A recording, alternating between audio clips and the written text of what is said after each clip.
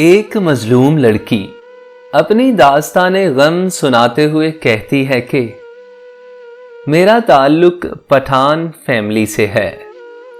میری شادی میرے گھر والوں کی مرضی سے ایک پنجابی خاندان میں ہوئی۔ میرے سسرال والے مجھے بہت پیار دیتے تھے۔ میں نے اپنے شوہر اور اپنے سسرال والوں کی حد درجہ خدمت کی، پر میرا شوہر میری خدمت کو چمچا گیری سمجھتا تھا۔ مجھے کہتا تھا اس گھر میں تمہاری حیثیت صرف ایک نوکرانی کی ہے۔ میں ہر روز شام کو تیار ہو کر اس کا انتظار کرتی رہتی تھی، لیکن وہ ہر روز رات کو گھر لیٹ آتا تھا اور میرے پوچھنے پر مجھ سے بدتمیزی کرتا تھا۔ وہ اپنے ایک دوست کے ساتھ رات دیر تک آوارگی کرتا رہتا تھا۔ اگر میں دوست کو کچھ بول دیتی تھی تو کہتا تھا اس دوست پر میں تم جیسی 100 بیویاں قربان کر دوں۔ اس نے مجھے ہر حد تک ذہنی اذیت دے رکھی تھی۔ جب میرے بابا کو پتا چلا وہ مجھے گھر لے آئے، پر میں نے کہا بابا وہ میرا شوہر ہے، میرا گھر وہی ہے جہاں میرا شوہر ہے۔ تو بابا نے کہا کہ وہ کبھی نہیں سدھر سکتا بیٹا۔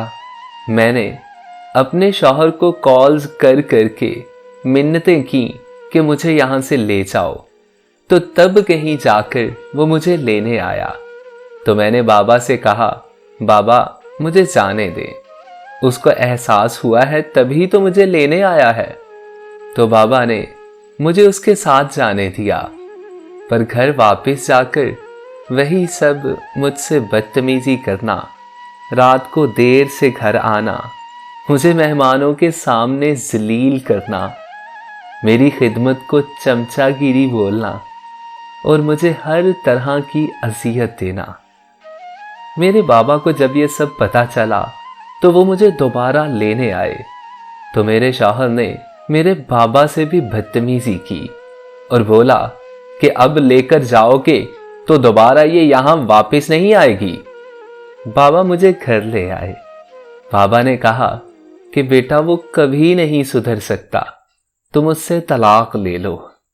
یہ سن کر میرے تو پیروں کے نیچے سے زمین ہی نکل گئی۔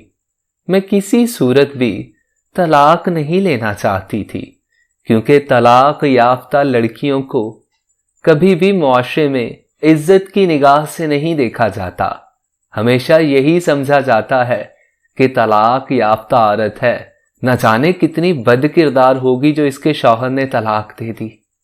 لیکن کوئی یہ نہیں سمجھنے کی کوشش کرتا کہ نہ جانے کتنی مظلوم ہوگی جو مجبوراً اسے طلاق لینی پڑی۔ میں کسی صورت بھی طلاق نہیں لینا چاہتی تھی۔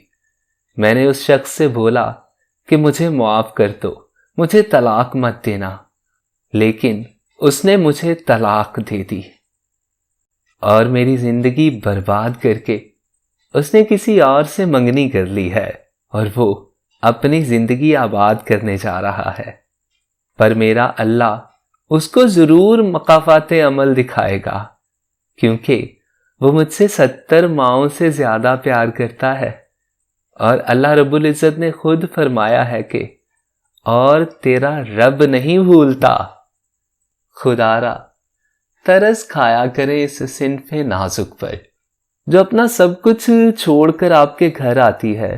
وہ بھی تو کسی کی بہن ہوتی ہے، کسی کی بیٹی ہوتی ہے۔